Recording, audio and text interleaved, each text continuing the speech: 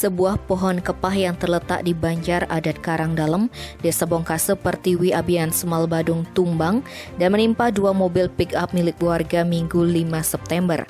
Kasih Humas Polres Badung Ibtu Ketut Sudana menjelaskan, berdasarkan keterangan warga bernama Iwayan Sile, pohon kepah yang berada di areal Pura Dalam Banjar Adat Karangdalem itu tiba-tiba tumbang. Pohon itu menimpa tembok penyengker pura di sebelah utara hingga roboh, lalu menghantam dua mobil Suzuki pick-up milik Sile ada di dalam garase. Kejadian itu dilaporkan ke Badan Penanggulangan Bencana Daerah Kabupaten Badung dan pihak berwajib. Tidak ada korban jiwa dalam insiden itu, namun kerugian material ditafsirkan mencapai 150 juta rupiah. Tim Bali Express melaporkan.